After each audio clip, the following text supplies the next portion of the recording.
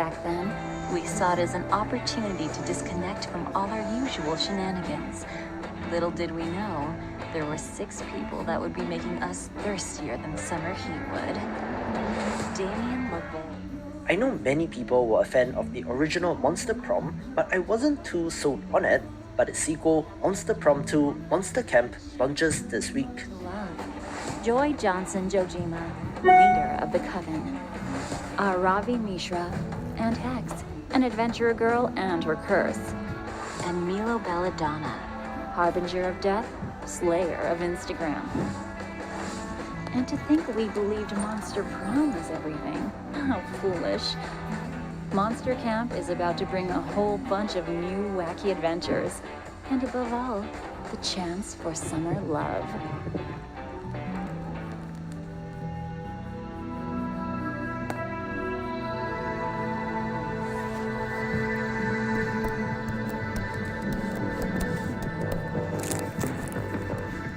A very intriguing sci-fi Metroidvania title this week is Outpost Delta, which looks both good visually but a bit janky at the same time, so we'll have to see on this.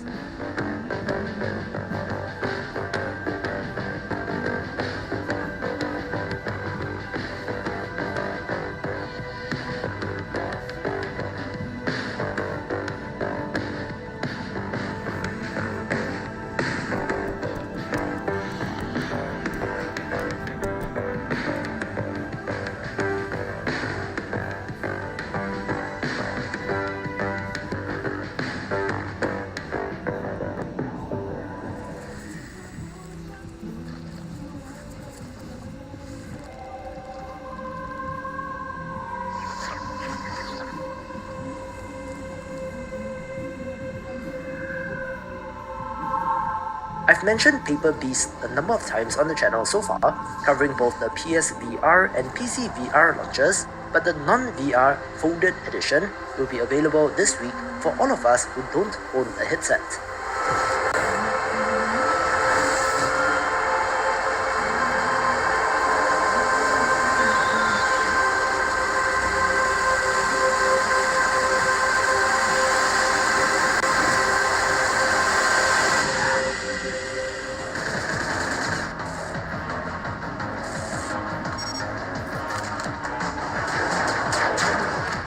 Of course, Perilous Warp makes my list, since this is an old school first-person shooter that reminds me of the original Half-Life.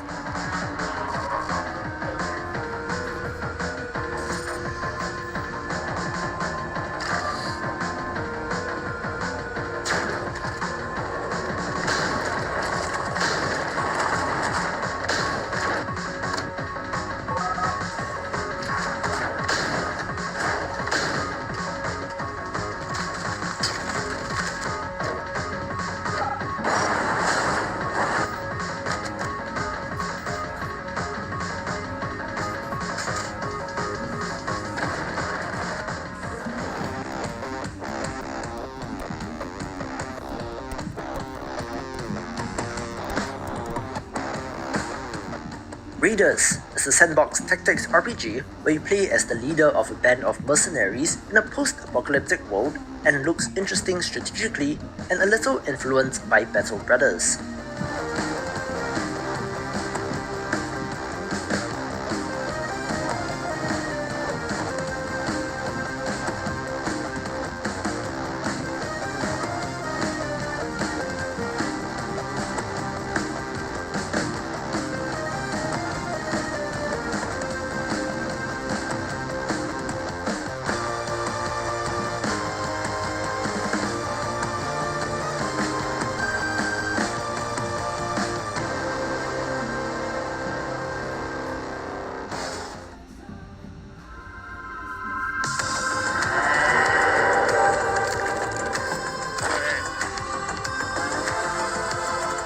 A game which has been a long time coming, Raise the Dead, I think was originally kickstarted in 2014, so 6 years in the making, and it finally makes it to launch. This has a whole mishmash of genres, from narrative, puzzle, action, stealth, and strategy, set in a groovy 1980s inspired world, but as with all games with a long development cycle, I'm cautious on this.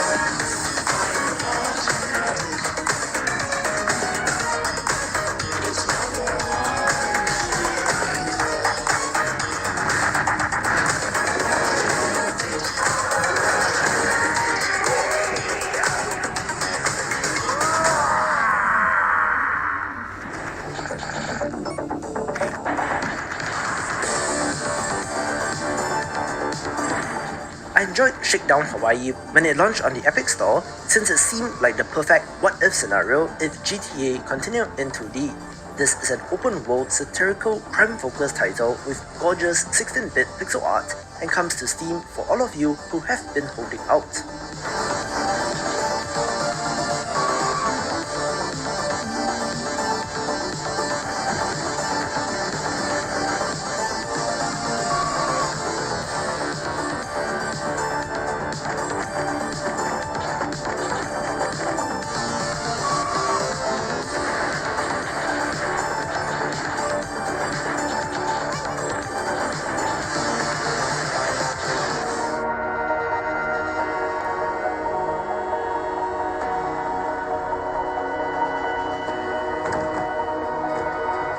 Space Station Tycoon is an interesting looking city builder where you build and develop your own station, trying to make it as attractive for all sorts of ships to stop by, and I'm interested in the 3D building elements.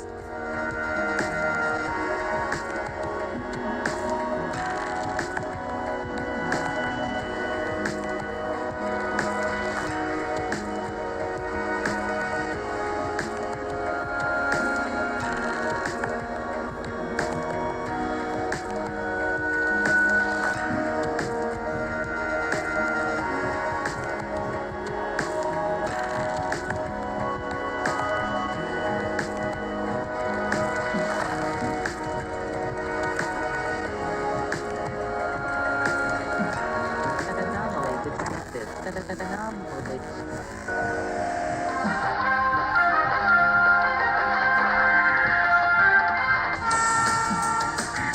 这个直播中啊，这是我的这个什么沙小的这个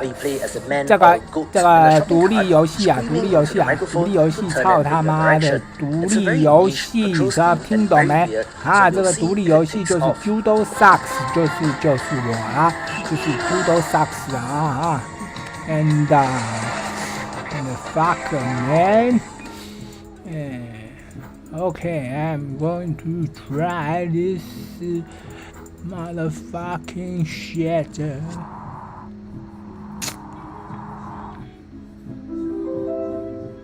Supraland is a first-person Metroidvania that takes inspiration from Portal, Zelda, and Metroid and gets ported to consoles. And if the 5,000 plus Steam reviews are anything to go by, this is not to be missed.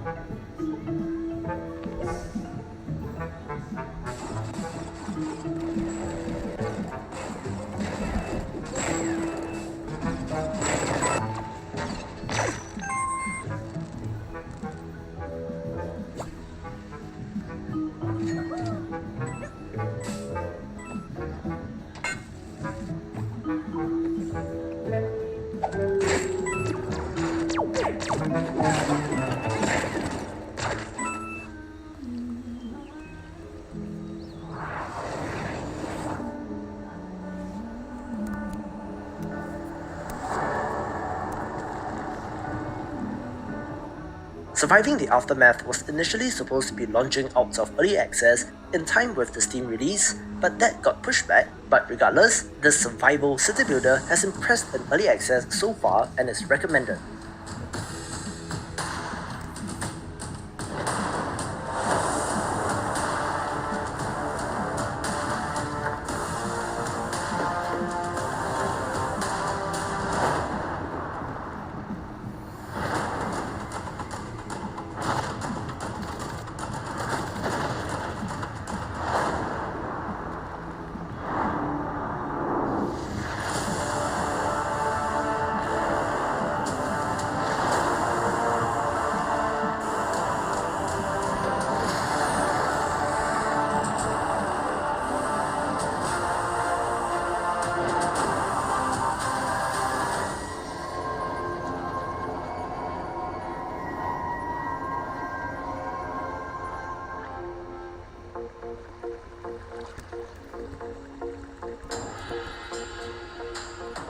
Tenderfoot Tactics is a freeform tactics RPG with a deterministic combat system, so no random rolls that might screw you over, with an interesting non-grid based system as well.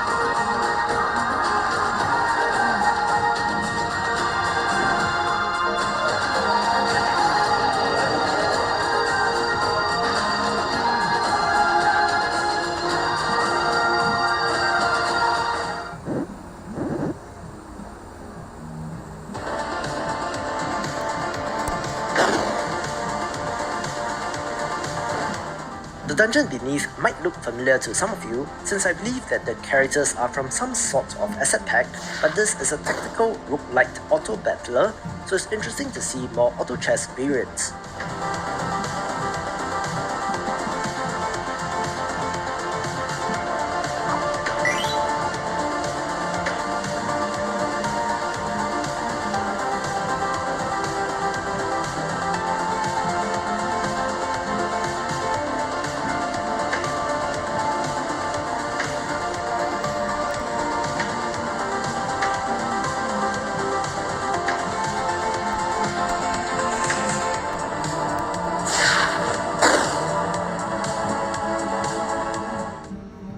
Enjoy this narrated trailer for the Metroidvania The Guise. Once upon a time, there was an orphanage where innocent souls hid from the outside world, under the care of the mysterious Mallory. One day a boy named Ogden disobeyed her and snuck into a forbidden room along with the other children. But the room was forbidden for a reason. Mallory had hidden a dangerous artifact there. Wait, let me get some supplies for my study and making games. And yes, this is English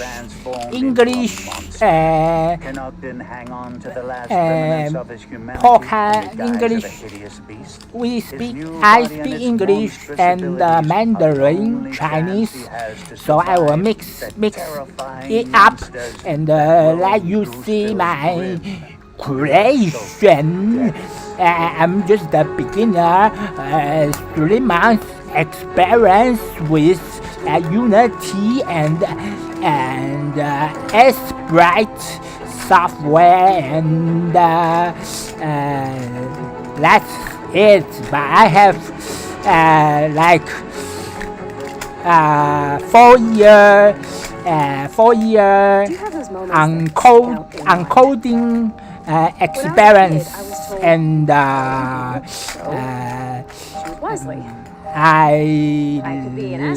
I can draw pixel art, and many art I can draw. Digital art, many I can draw. I can make games, I can code, I can make up stories, I can make good UI, make good dialogue, everything affects. Watch me.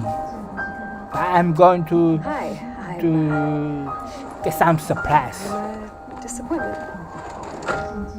The Red Lantern is a roguelite survival game about training a team of sled dogs in the Alaskan wilderness. I've got a plan. Get a van, fill it with dogs, go to Alaska, race in the Iditarod dog sled race, and finish.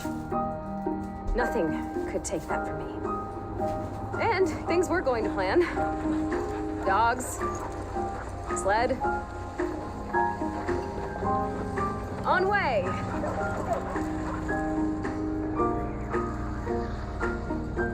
However, things tend to go to plan right up until they don't.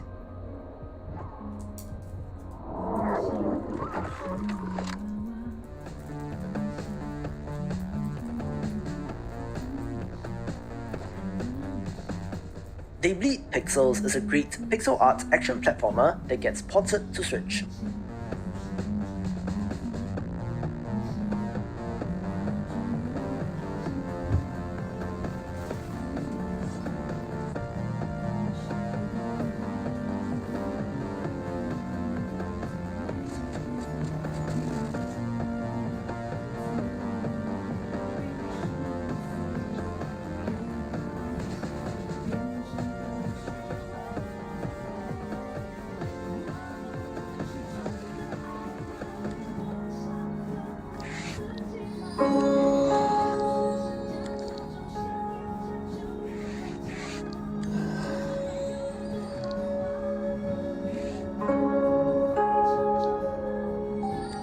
Turo, the Game of the Path, is based on a physical board game and looks like it has been beautifully translated into its digital equivalent.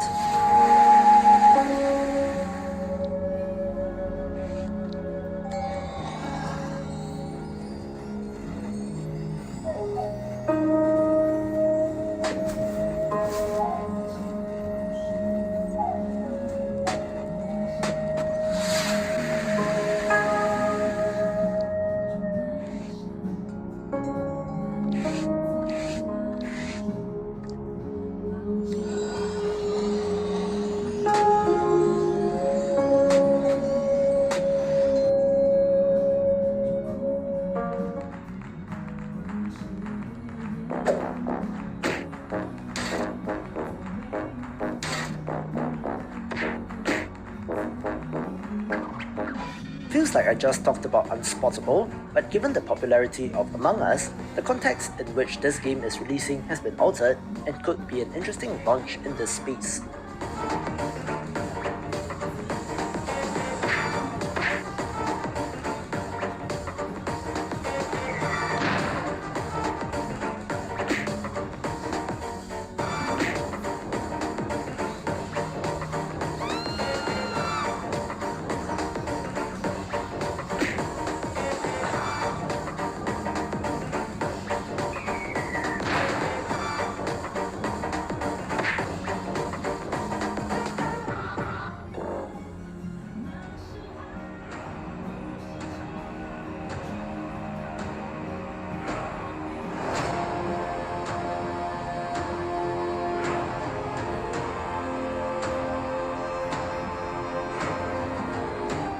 Valhalla Harbinger is a Viking-themed first or third-person melee title, but is single-player only, having you witnessing Ragnarok in a world steeped in Norse mythology.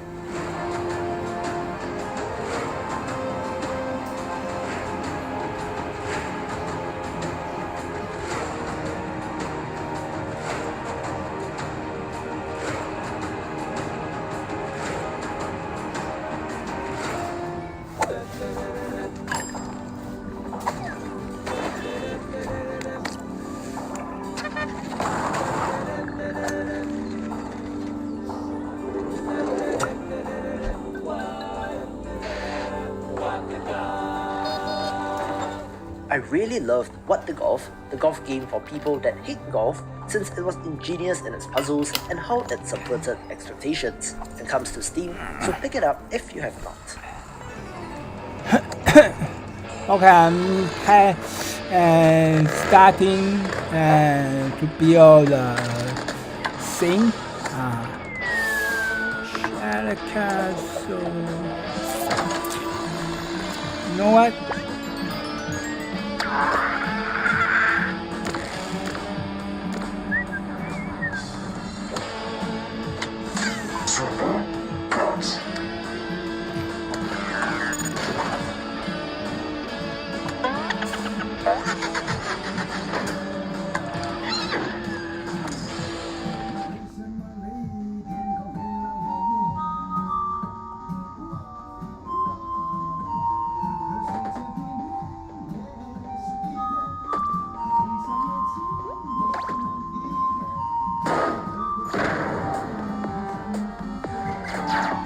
And to round off the smaller games, we have Wibbly Witches, a local multiplayer game with that awesome Halloween theme. It looks really nice and very suited for the season, so get this if you're in the mood.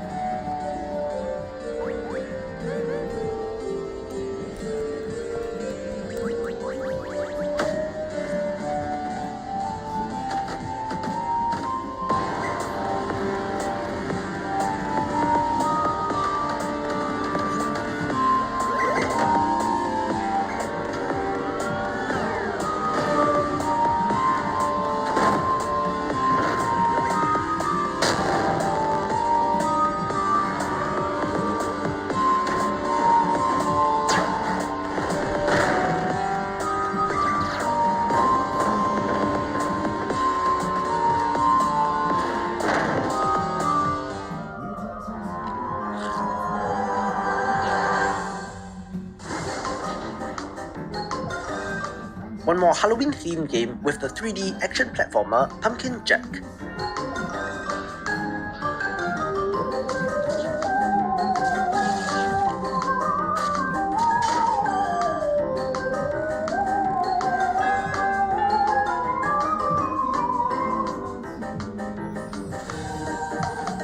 Another returning entry, I really love the theme and setting without it being an explicitly horror or scary game for the season, where you play as Jack, the Pumpkin Lord who has to defeat the good.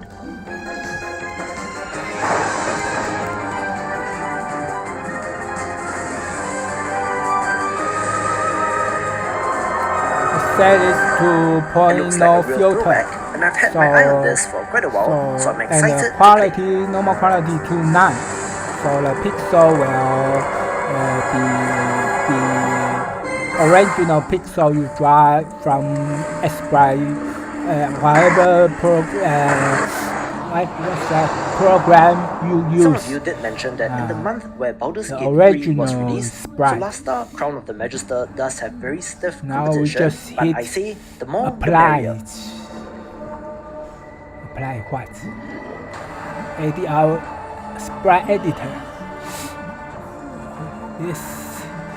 This is called what is this called? 96 sit back. Another CRPG that uses the 96 sit D&D back. moveset Yeah, for its yeah. underlying system. 96 sit This back. looks impressive visually and should be more 96 tactical sit back. fun, and I cannot wait to see another studio take a crack at the genre. 32 guys.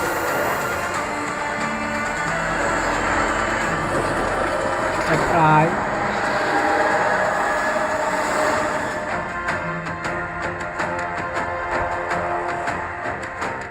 I have a soft spot for classic real-time strategy games, and Dwarfheim looks to fit in that mold, looking a little like Age of Empires with the farms, but drawing in some elements from Warcraft as well.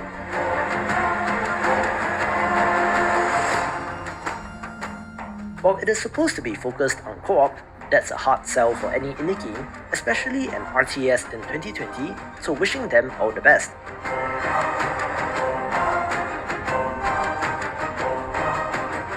I do hope, however, that the single-player campaign is good, which looks to incorporate survival and city-building modes as well.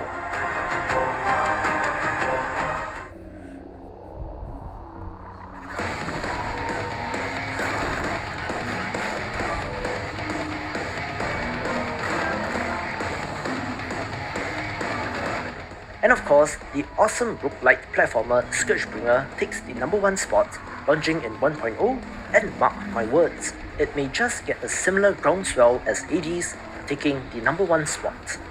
To see more of the big picture, check out these awesome videos, and I will see you after the jump.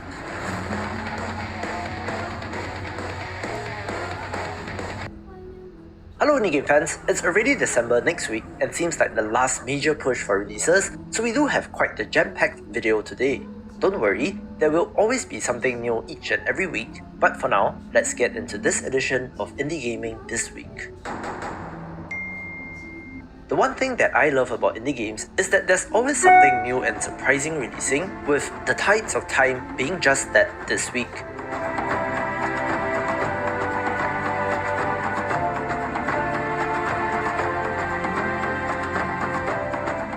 This is an action-adventure title which I've decided to cover here rather than in yesterday's video, where you play as a young farmer who is the only one that is able to solve the strange happenings that occur on the day of the Red Sun.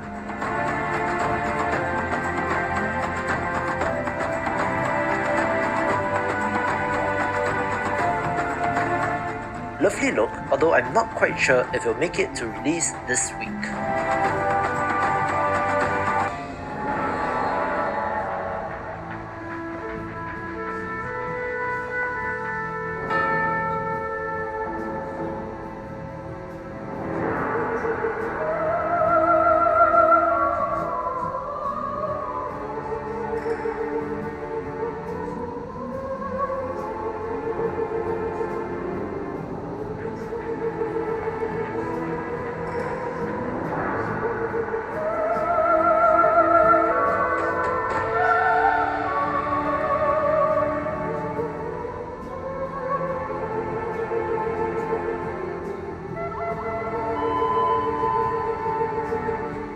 mentioned El Hijo, A Wild West Tale when looking forward to Games of the Month, but this got a fancy new trailer which I had to show off.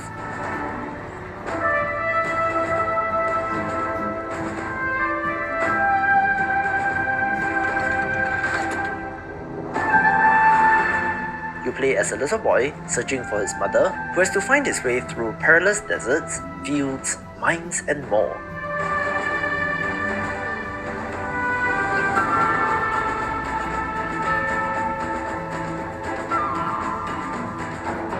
It's a stealth title which is rare in this day and age, and this trailer more clearly shows off the dual protagonist setup where there is a woman character as well.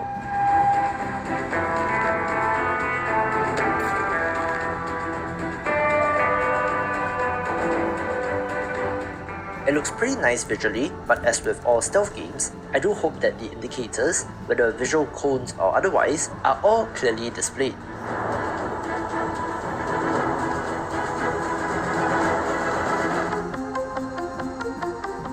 Another title previously mentioned, the lovey-dovey RPG Haven, is finally releasing, coming to us from the developer of the boss rush title Fury, and has you playing as a couple who elopes to an alien planet. I don't think that's the mom. All set! Go, go, go! This one's mine. On top of the main narrative arc, you appear to be able to roam the open world, gathering resources, fighting monsters, and so on, where the relationship between the characters is the source of their strength. Seems pretty cool, and I do hope that it turns out great. For bigger games this week, Chronos Before the Ashes comes to us from Gunfire Games and is the prequel to Remnant from the Ashes, and apparently was previously released in VR only, but now gets a more traditional release, where your protagonist ages 1 year every time that you die, which seems like a neat mechanic. Before the Ashes is the prequel to the beloved smash hit Remnant from the Ashes, developed by Gunfire.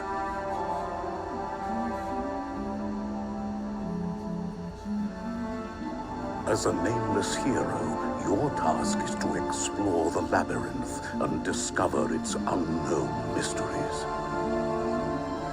The labyrinth is a dangerous place, with enemies lurking in dark places, waiting for their moment to attack.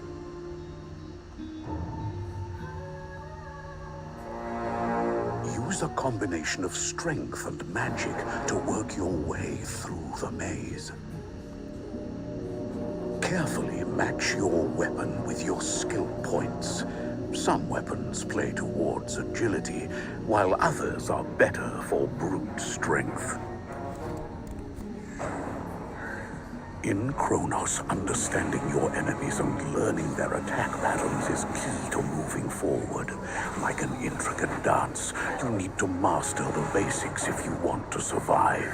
Techniques like attacking, blocking, dodging, and parrying will be vital.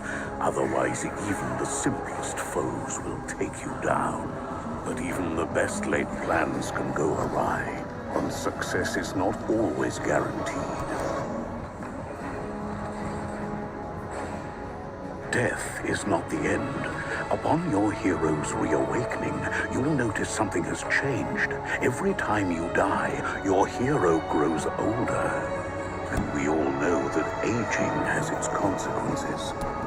Failure will be part of your hero's story, and it's up to you to retrace your steps, face your enemies again, and see where you went wrong. Use what you've learned when you meet your nemesis again, but this time, emerge victorious. Come, listen well. Tonight I speak to you the tale of the Scouring. Long past, world was different. Then came the beasts. Directed by the will of one, the dragon. It's showtime. There's a whole lot of trouble. The name is Goldie. Way down Chicago way. I run the fortune tellers. John and Brenda Romero are legendary game developers at this point, having worked on titles like Doom, and they decided to create Romero Games in 2015, who have been making cool stuff and branching out, with Empire of Sin being their latest. Chicago gangsters lack imagination. The best casinos, baby. What more could you ask for? I am a performer by art, but keep my business just, out of the spotlight. Capone and Angelo don't really know what started their feud. Drawing sprites for my game. Capone's boost supply Can made Angelo it's take very the fall. boring steps, These people step are by merely step. players in my symphony. The world is my stage and I am the star. And we are about to put on a big show. Goldie thinks she could pull the wool over my eyes. He'll be pulling a body bag over Not good, hers. not good. Capone, soon you'll be throwing yourself at my feet. Fucking I shit. see the alliances she's forging. I run from nothing. I am queen of Chicago. This is a mafia simulator set in 1920s Prohibition-era Chicago, mixing a strategy management layer and turn-based tactics, which seems rather promising. Salvation. Come and get it. You know you ain't gonna find it in, mon chéri, the empire of sin.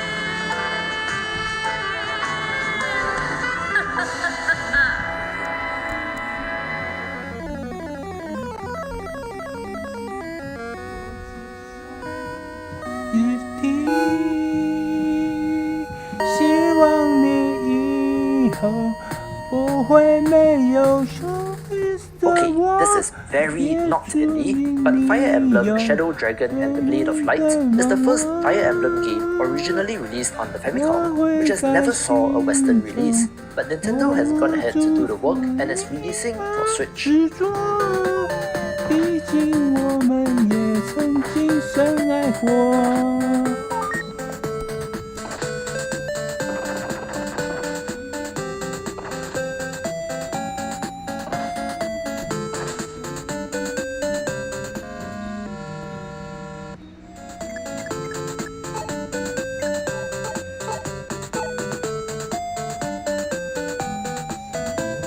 This is a really retro title, releasing in 1990, so I thought that it would appeal to indie game fans, but I'm just waiting for the comments to say that this is not an indie game from the people who don't listen to this voiceover.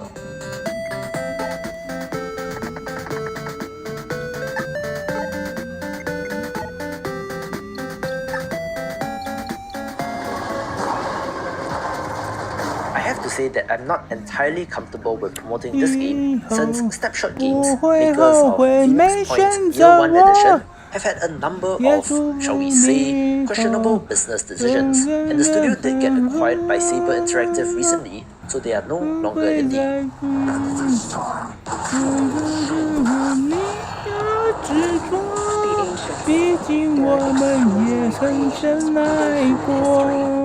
This is a tactics title where this edition packs together all previously released DLC and launches on Steam after being an Epic exclusive, and while it was a little mixed in reviews, it may still be worth a look.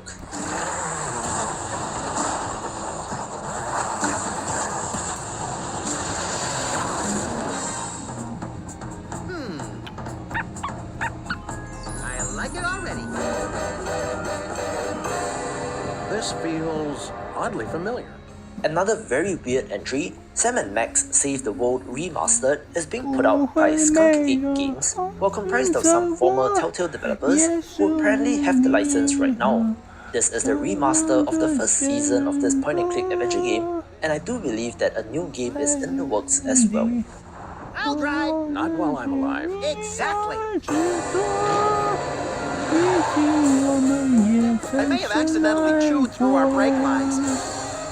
Good to have you back, little buddy. What are we waiting for?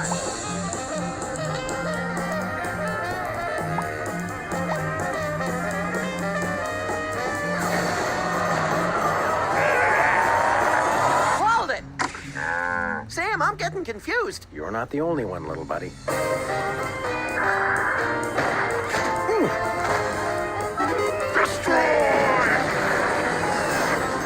It's like a dream! The kind where you wake up screaming with a gun in your hand, your pillow torn to shreds, and the upstairs neighbors calling 911. The best kind!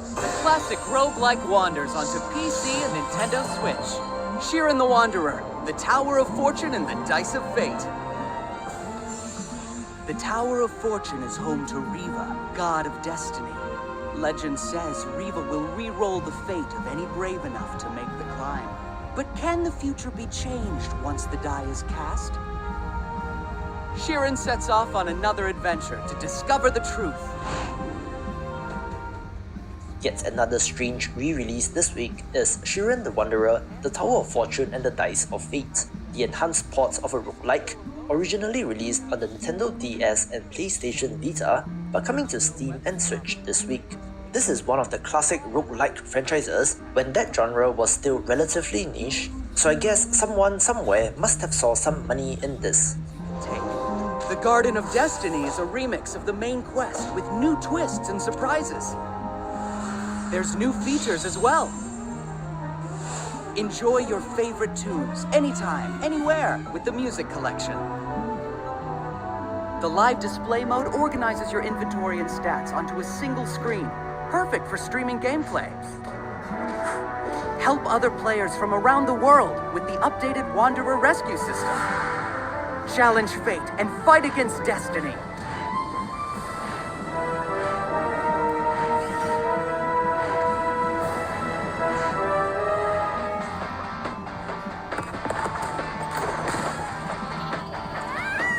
And finally, we get a new Worms game in 2020, which is pretty wild, with Worms Rumble, one that takes the action into real time, but seeming to feature familiar weapons like the ship launcher.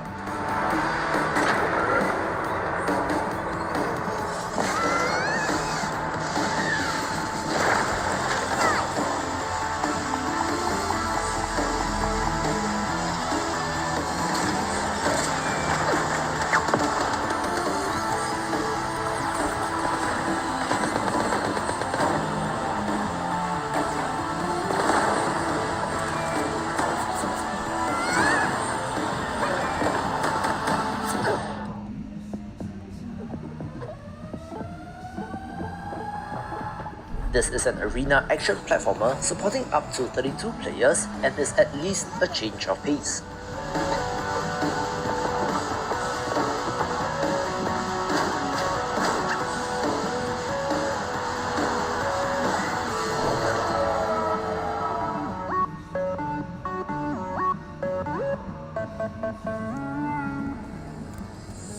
Back to indie games, and if you enjoy surviving crafting titles like Terraria or Forager, then Tinkertown might be of interest to you.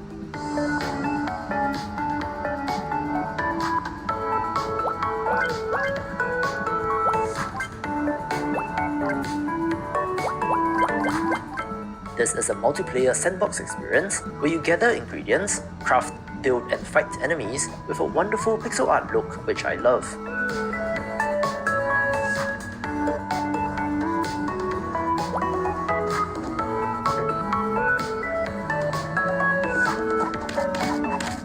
My concern with this is the structure of the game, if it is truly just a sandbox that lets you free, or if there's a main quest or a narrative hook, so we'll have to see on this.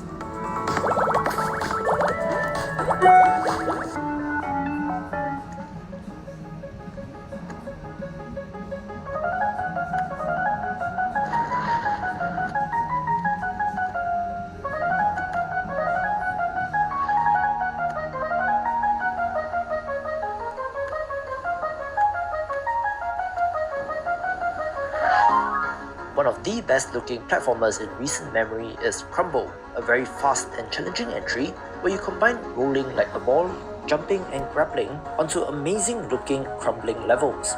Pretty impressed with the tech, and I do want to give this a shot.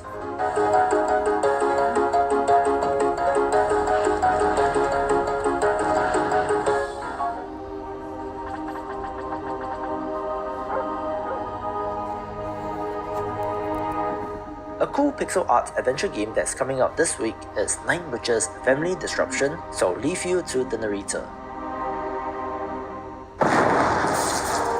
October 1944. Something paranormal is happening in Sunday, a rustic Norwegian village. Cradle of the delicious three-testicled salmon.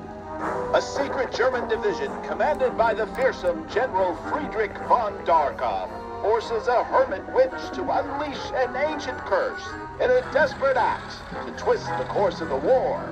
Since then, a mysterious dark moon hangs over the sky, generating uncertainty among its inhabitants. Meanwhile, in London, a quadriplegic professor of occult science and his Japanese assistant with bleached hair are sent to Sunday on a low-budget mission to save the world from chaos and destruction. Two playable characters with different abilities. Explore Sunday, a vast, bizarre place full of secrets. Meet a quirky cast of characters, dead and alive. Face the most devilish machinery ever created. Attend an electronic dance party that proclaims the end of the world.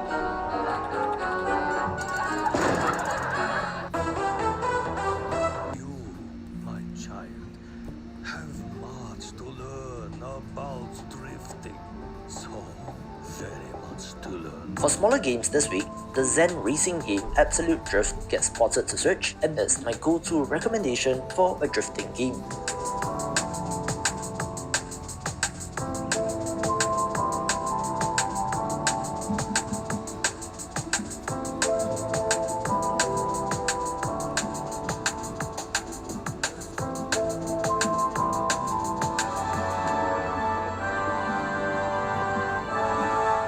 Abyss: The Forgotten Past Prologue is the demo of a vibrant pixel art action platformer with 7 stages, so of course I'm interested due to the look.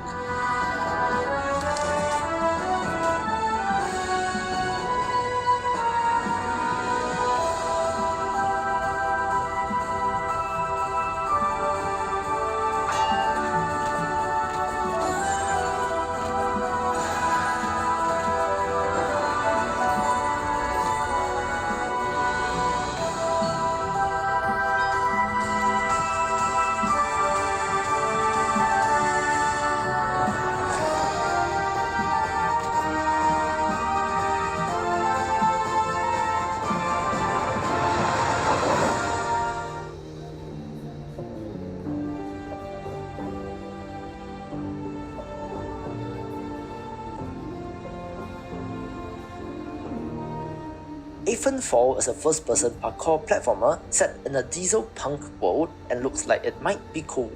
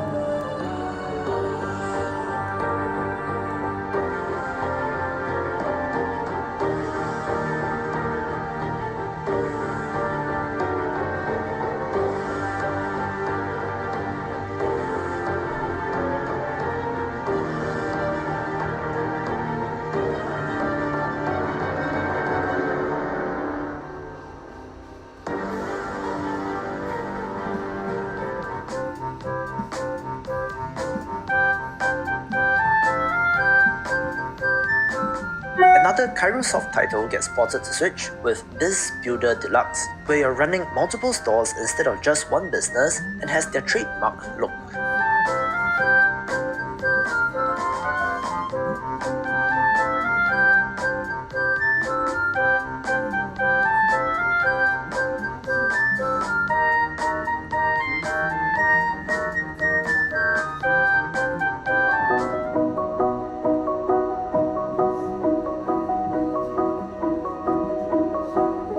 Factorio has ignited my love for automation systems in games, with the puzzle-focused block motion being of interest.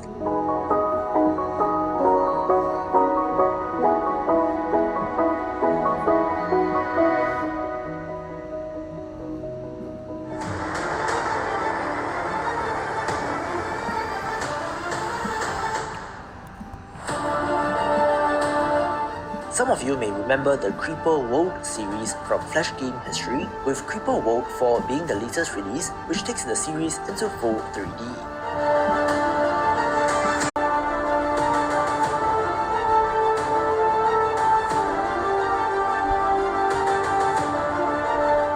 Really nostalgic, and it's nice to see it in 3D, so wishing this developer all the best.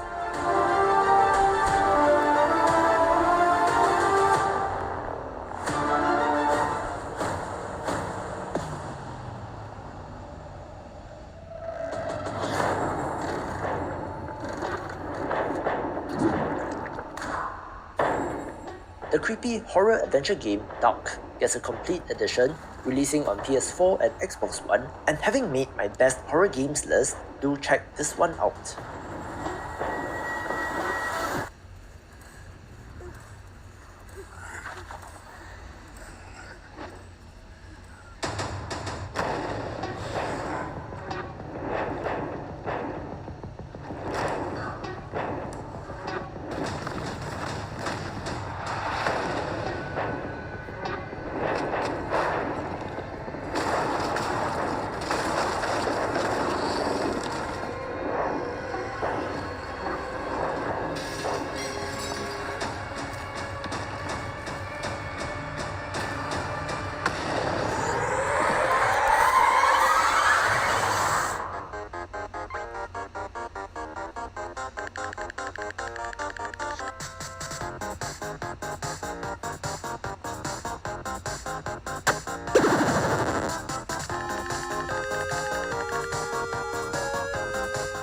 Get Ogre It gets a spot simply due to the name, but this seems like a non-combat focused turn-based roguelike, which looks pretty neat.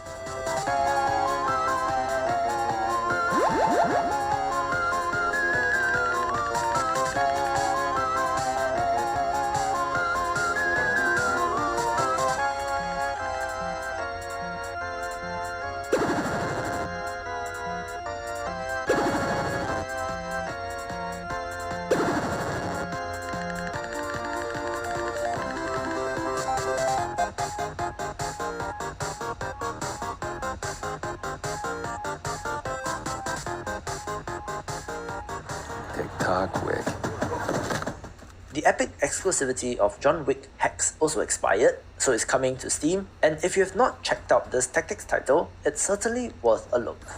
John Wick Hex is an innovative tactical game where players manage the time it takes to complete a physical action instead of turns.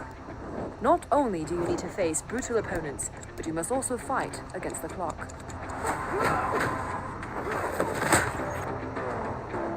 Time, options, and resources are limited, so use them wisely.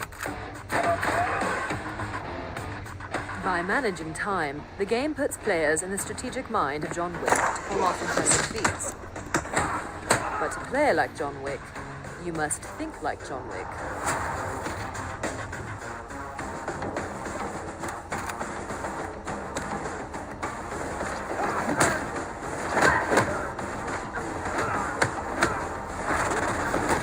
Spend the gold coins you earn to gain and keep the upper hand.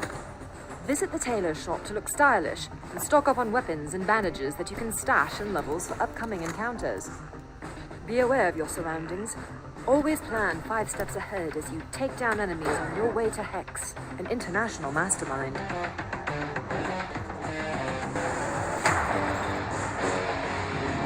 When things go your way, watch the action unfold as you set out to dismantle Hex's network of underbosses.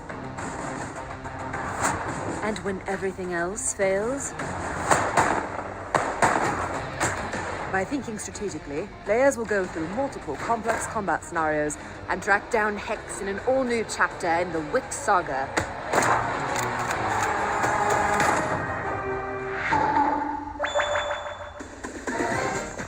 Chimera Destroy All Monster Girls is a fun, free, Mega Man-like action platformer, so when I came across Chimera Puzzle Island, the Picross game, I had to give it a shout out.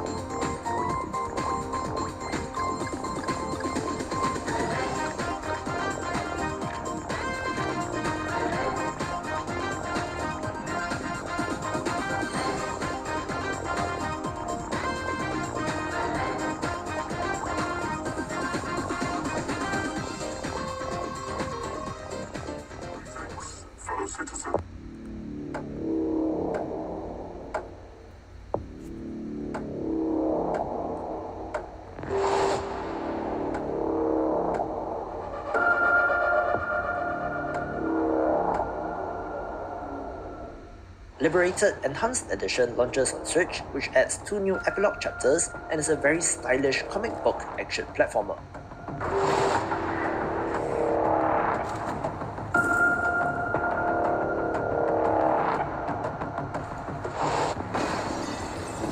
Stay right there, scumbag. This could all end if you just give us some names.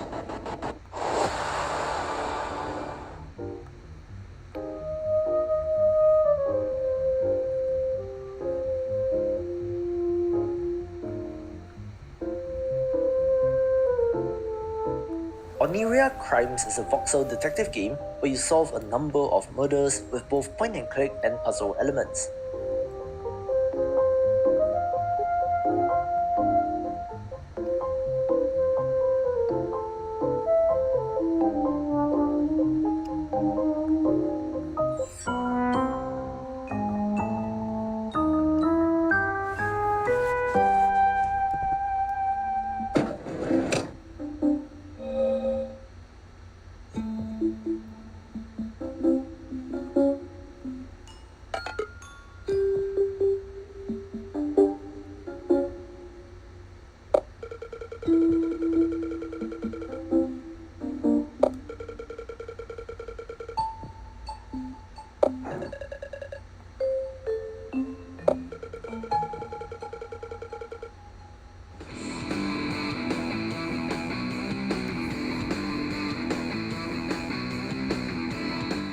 Love the look of Ponpo, which claims to be using Bomberman-style mechanics in a whole new way, and there's even multiplayer support as you go on a quest to defeat the Duck God.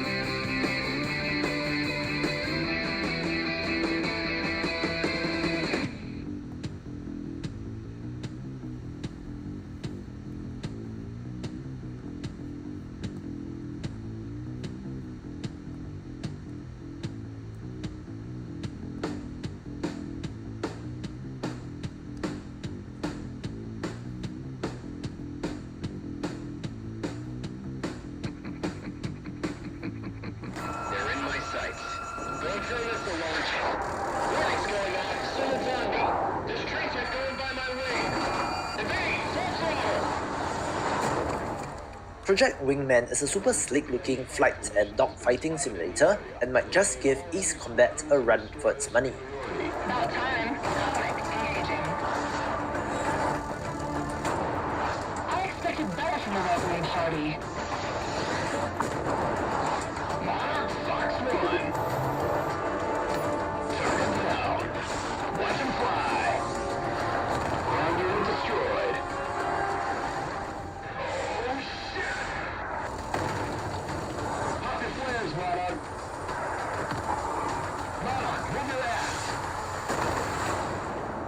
I'm not really into 4X strategy titles, but I do admire them from a distance due to how complex it may be to balance every interest this week. Set on a distant planet over 6,000 years in the future, Shadow Empire gives you the chance to lead a small city of survivors after a terrible civil war destroyed a once proud galactic republic. Your task will be to survive and rebuild civilization. Nothing will be spared to you in this great journey, as Shadow Empire offers one of the deepest and most flexible ranges of decisions ever created. Recruit leaders and appoint them to become zone governors, council directors, army commanders, or advisors. But watch them carefully. Unsatisfied leaders could leave you, rebel, or turn corrupt. Leaders band together in factions to join their forces to demand things from you, like a specific zone to conquer or a special policy they want to see in place. take critical decisions for your nation and people through a wide array of stratagem cards. They are designed to help you cope with multiple and different situations, such as establishing diplomatic relations with other nations, attaching special units to your troops, reward loyal subjects, and more. Extend your logistical network capabilities by building roads, railroads, truck stations, and supply bases. Logistics is taken seriously in Shadow Empire. Witness a realistic supply model where lacking enough quantity of some crucial resource or outrunning your supply network always has consequences. Lack of food will lead to hunger, starvation, and in the end will kill your troops and populace. Scarcity of fuel will stop your tanks, while a low level of ammunition will decrease enormously the combat worthiness of your troops. Prospect for water, metals, oil, and even radioactives in inhospitable locations and mine them to fuel your industries and your lust for expansion. Scavenge the ruins and even discover archaeological finds. Shadow Empire employs a detailed combat resolution mechanic that takes into account factors as posture stratagems, morale, supplies, concentric attack, entrenchment, leader skill rolls, and more. This is one of the most ambitious games ever designed, immersing you in a hard and challenging fight for survival on a faraway alien planet.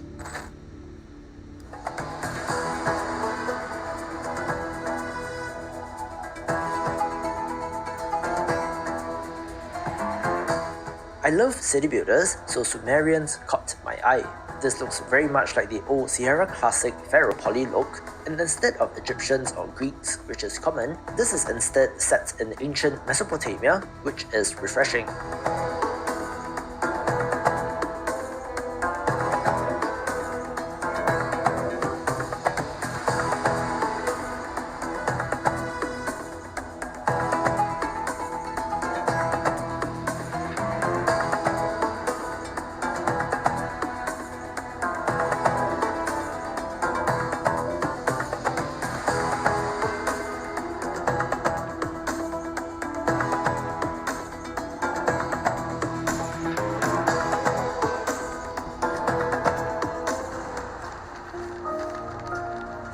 Today, Anton Rain has been elected president.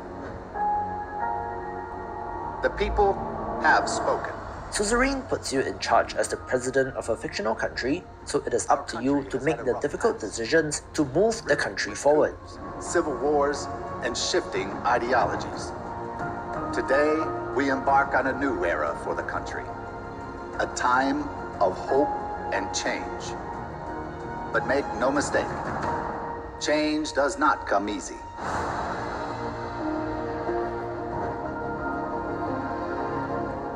How will President Rain pull our country out of ruin?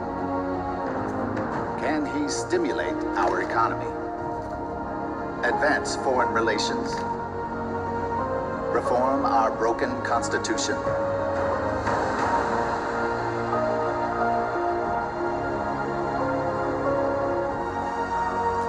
Mr. President, it's time to address the nation.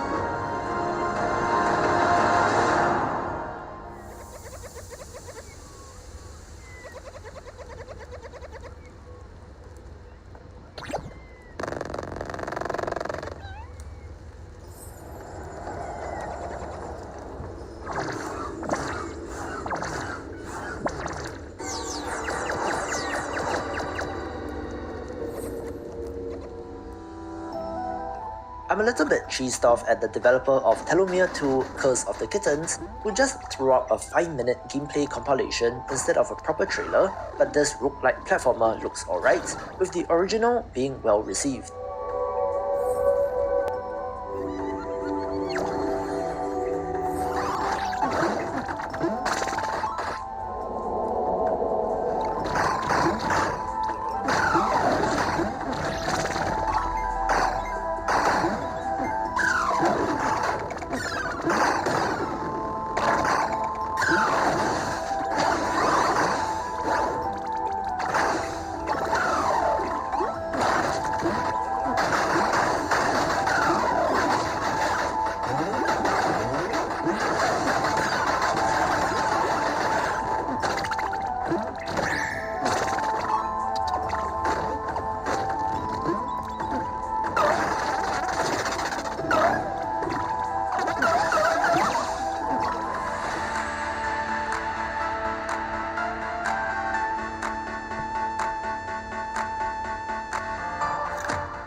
Tanuki Sunset is a strange trick racer where you play as a skateboarding raccoon, pulling off tricks in some interesting environments.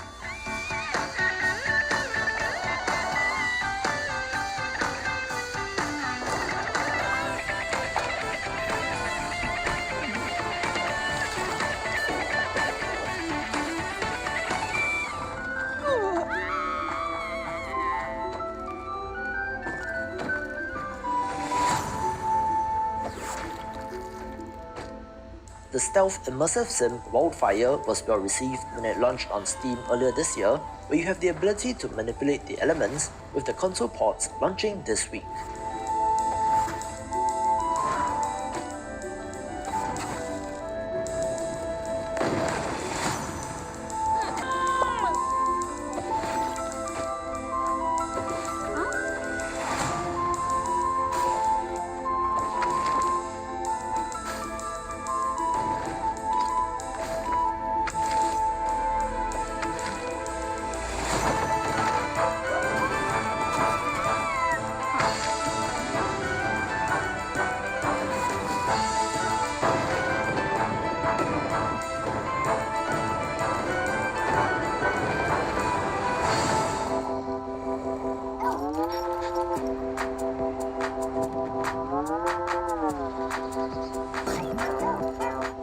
Into the home stretch with Fox, a colourful co-op puzzle adventure game where you play as a two-headed dog.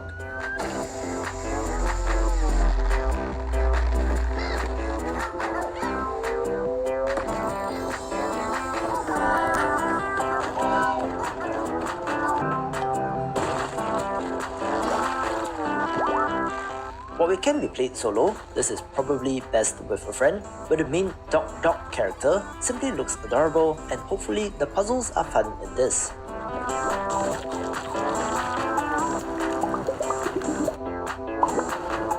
Cuts the flesh, the mind will fall. Slay the seven, save us all. Fulfill what others failed to do. Mornia depends on you. The no-brainer pick has to be Morbid the Seven Acolytes, who gave the #1 spot when previewing Games of the Month, but for the sake of variety, I've decided to shuffle things around.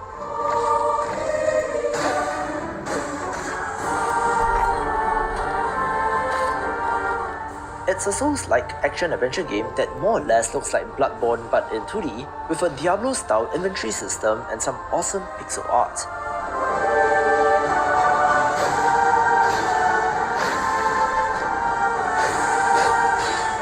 I've been looking forward to this, so not much more to say, and I believe many of you are eager to check this out as well.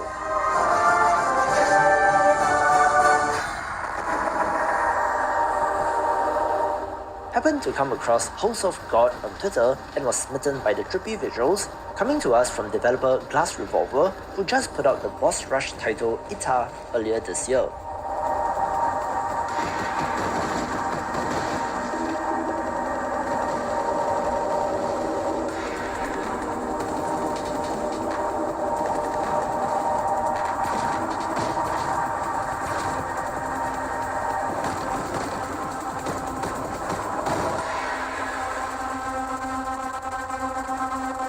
Where I am concerned about the readability of this title, but I do have faith in this developer, although they do say that it's meant to be a smaller experience.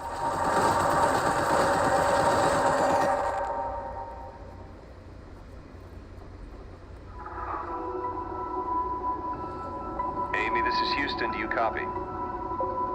Houston, this is Amy. I copy. Roger that, Amy. Very good. I'm Dr. Nathan Foster. I lead the team here at ISA that built you. Can you state your primary directive? My mission is to terraform Mars. This will enable humanity to become an interplanetary species. For hundreds of years, our attempts to settle Mars have failed. This time will be different.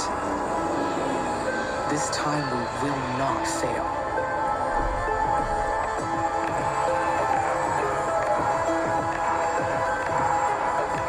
Amy, it's Control. Do you read me? Loud and clear, Lieutenant. Is everything okay? We close off with an amazing looking city builder, Per Aspera, which I believe means through hardship in Latin, where you have the task of building a colony and terraforming Mars.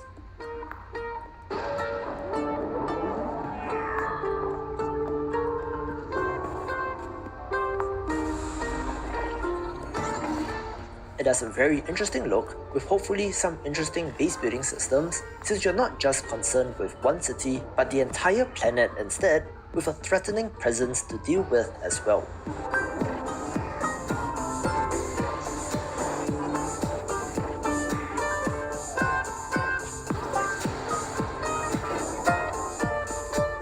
Love the genre plus the look, taking the #1 spot.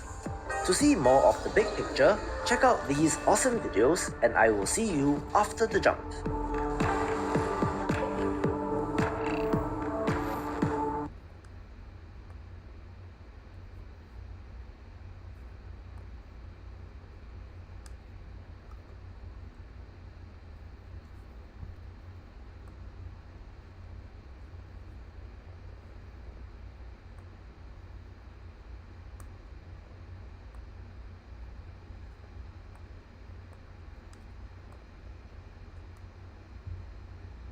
Hello Indie Game fans, Spooky Month comes to a close with Halloween coming up this week, so scary games get a little bit more weight in this chilling edition of Indie Gaming this week. Very fit for the season, Savage Halloween is a retro action platformer where monsters from the afterlife are partying on Halloween night but got stuck on Earth and decided to stay around.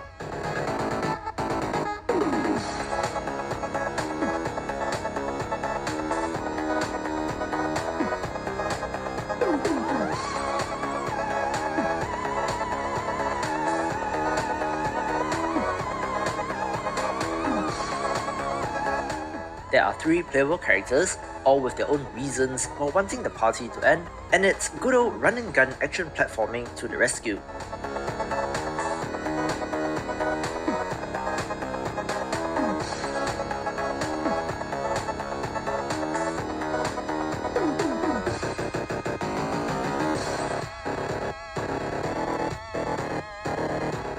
This nails that 8-bit look, which is wonderful, with its share of modern tweaks as well.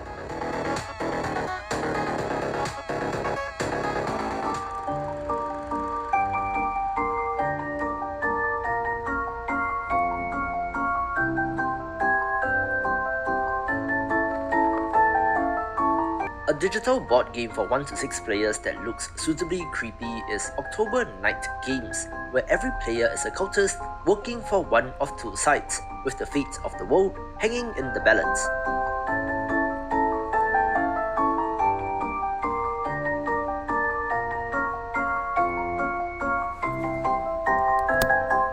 One side is attempting to summon the Great Old Ones, while the other is trying to stop them, so conduct Vive against both villagers and monsters, with its share of deception and random events.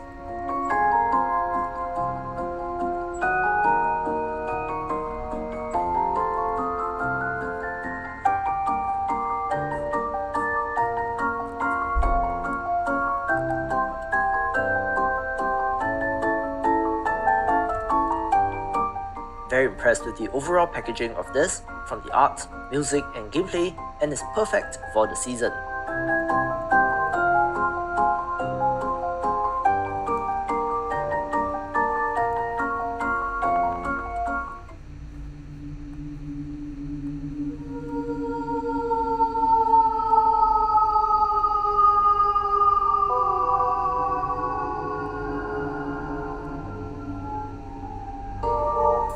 And for something that's not exactly a new release but totally worth going back to, Yuppie Psycho Executive Edition is the enhanced version of the Office horror game from 2019, releasing on Switch, while all owners of the game on Steam get automatically upgraded for free.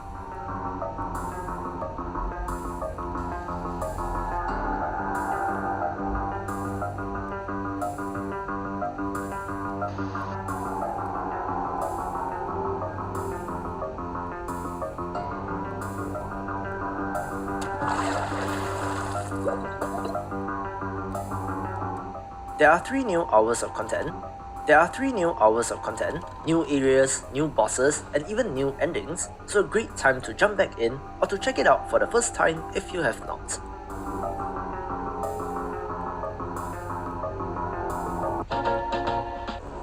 You know not what awaits you. For bigger games this week, the Eldritch Horror roguelike tactics title Dreadnautical launches on Steam after being an Epic exclusive for 6 months, and is an interesting entry in the genre. Welcome to my realm. A realm of dread. Together we shall write the end to this wretched fairy tale.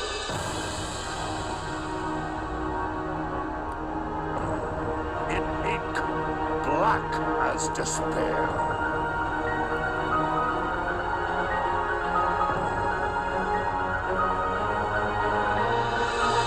Now read. Let us begin.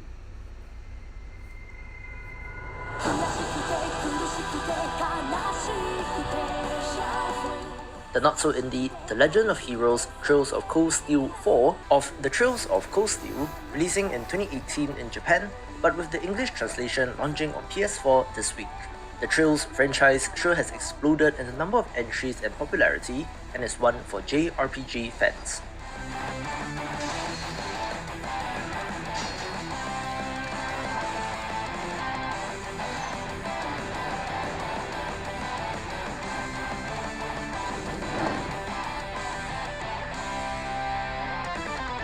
In a world ablaze with war, heroes must unite. 除掉你们以平定乱世，是小害，更是大利。香儿，这些死士兵不是自然形成的，而是受一个大妖控制。前头或许还有妖魔，香儿也要小心了。阿兄，天下地利。 Finally, Shunyuan Sword 7 is a Souls-like RPG which I last mentioned when covering the Steam Game Festival, and found it to be especially of interest since it looks gorgeous, uses Chinese mythology and history as a backdrop which is atypical, and has action which looks fantastic as well.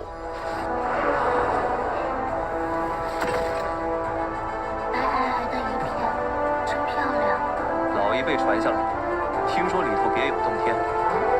这机关有意思。这机关似乎比刚才的都还复杂。这儿该是鲁班遗迹了吧？先找找有没有什么线索来。 In doing more research, I realized that this is actually quite a large company behind this game, which is a listed company on the Taipei Stock Exchange, so really not that indie at all, but a game that is of interest for sure. 是李军，他们想修复这份机关人。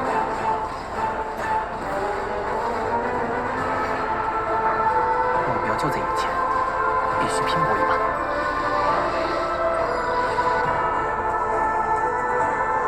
你这么做，值得。你眼里的大国，与我们又有何异？行不义，杀不孤儿的天下，君子所不为也。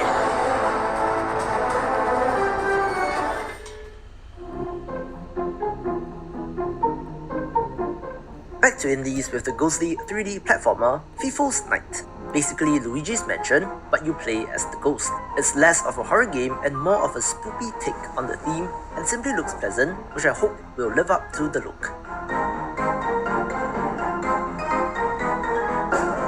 It is strange that as a ghost, you have to jump and platform around instead of flying or floating everywhere, but I guess that's part of the design.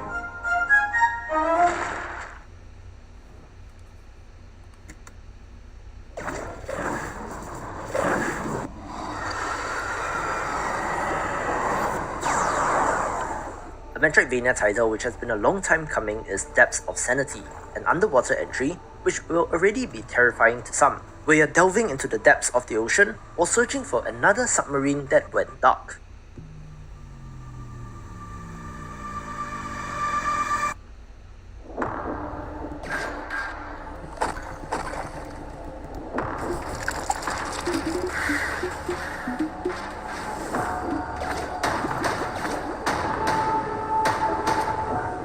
Not only are there underwater creatures and natural hazards like volcanic vents, there appears to be something that will test your sanity as well, so perhaps some cosmic horror elements.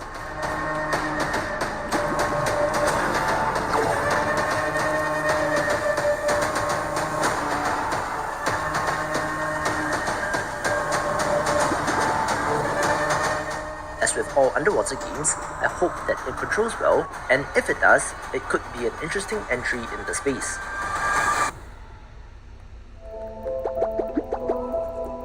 The wonderful map-focused puzzle game Kato makes it to launch and looks wonderful where you're trying to get back home to your family but can help others along the way through the use of the map and realigning the pieces.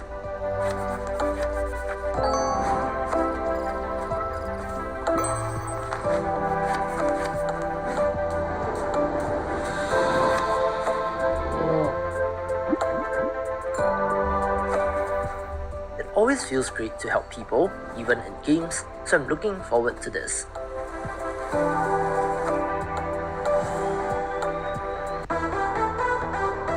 Smaller games this week begins with the Angry Video Game Nerd 1 and 2 Deluxe Edition, the remaster of two games from 2013 and 2016.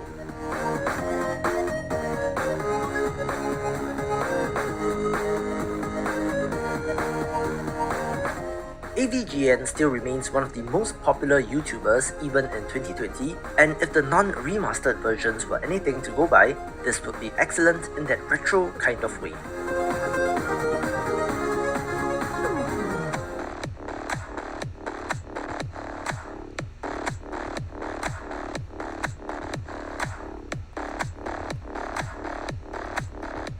The phenomenon that took over the world, Auto Chess, launches on PS4, so experience the magic from the original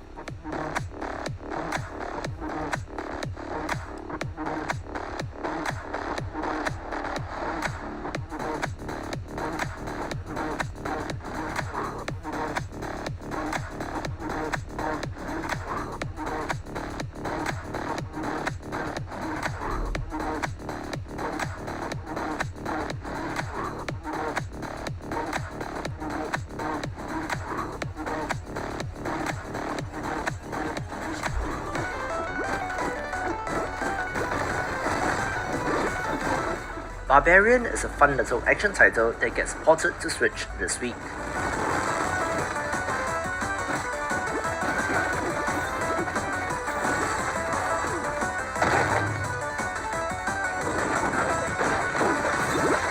day you are turning into a monster has been set. Your lair is being invaded by humans. Protect the chest containing your heart. If you love retro shooters, Cathedral 3D will be of interest, where you play as a fireball-slinging monster who has to defeat endless waves of humans, giving me some serious Devil Daggers vibes. Against the world and the leaderboard.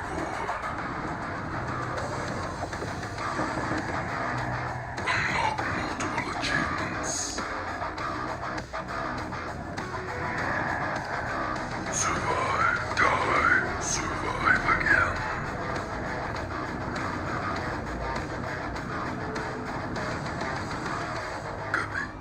We are witnessing an evolutionary event unlike anything in human history. The myth of materialism dissolves. The age of reason collapses. A new reality reveals itself. I don't normally touch on visual novels, but the vampire-focused Crimson Spires does have good art, and that sexy tension that comes with vampire fiction. We think of this as a fairy tale, but it is very much real. We are trapped in this town forever. Or maybe we're stuck in a nightmare. But if so, we don't get to wake up. All we can do is learn to fight back. Power is real. You can feel it, you can taste it. Some people possess it and others do not, but only the weak despise it. With power comes order. I never asked for this power, but I have it, and I can help you. I'll protect you from the monsters. You help me get inside those towers. I know this town, and you know investigation. Let's work together. You and me against the world. I've got your back, Erica. Your head is filled with lies. Clean out your ears and listen to me in the cacophony. Now take my hand and dance. The people of Bataille need stability. You and I can give them that. But first we must re-establish law and punish those who stray.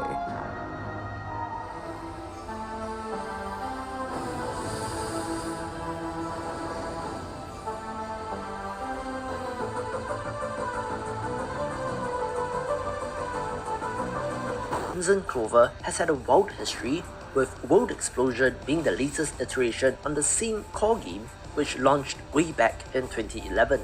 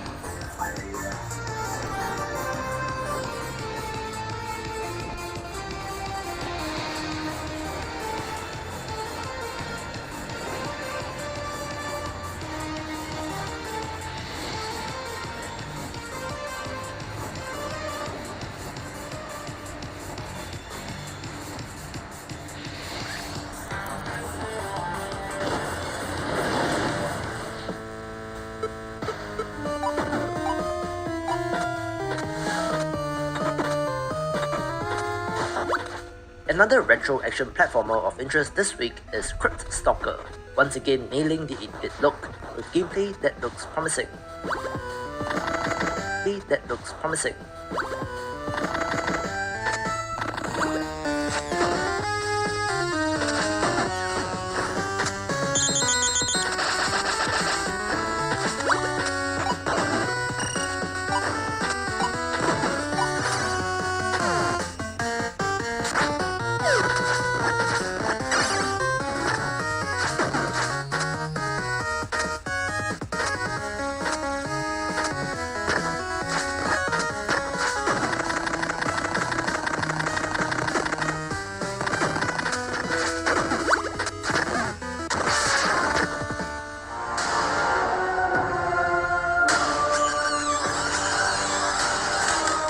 Apparently, the free first-person horror game Dark Deception from 2018 has been tremendously popular, with its signature monster being the Drum Monkey, where Monsters and Mortals is the asymmetric multiplayer entry in the franchise.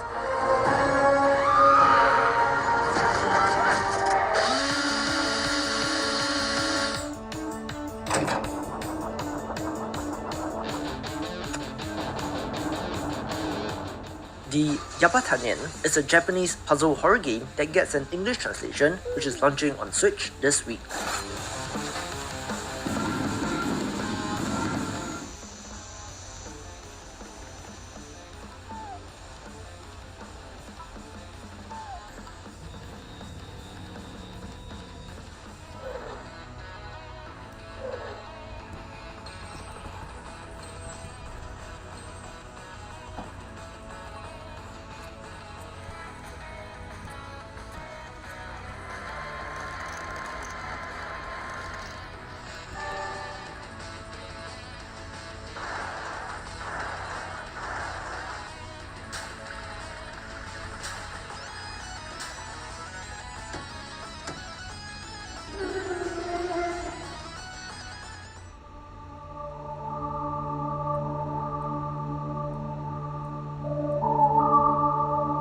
Domino House is a neat-looking point-and-click adventure game that looks just spoopy enough for the season.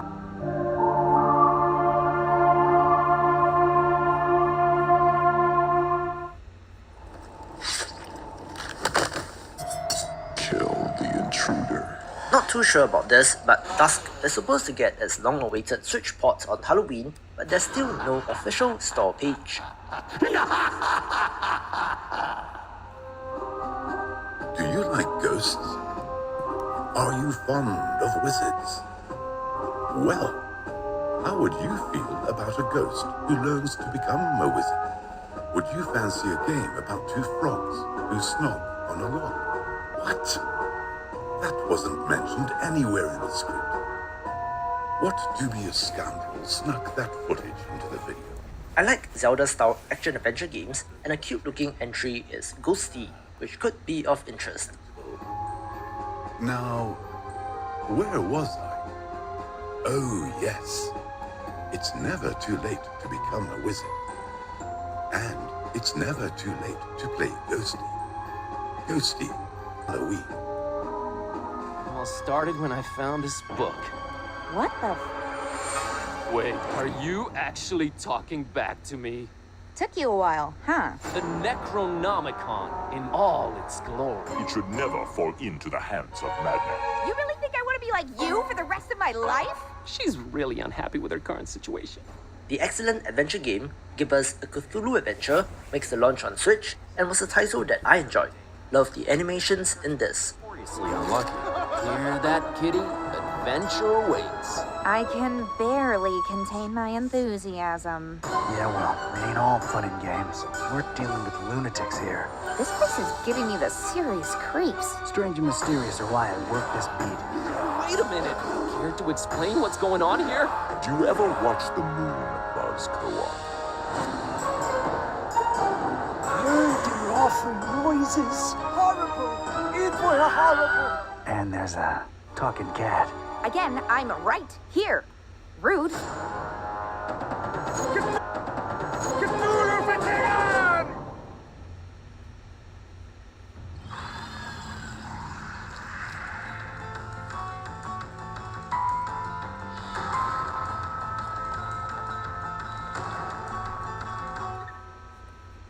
A neat-looking action platformer is Legends of Eternal, a side-scrolling game where our hero is on a journey to discover the truth behind his family's disappearance.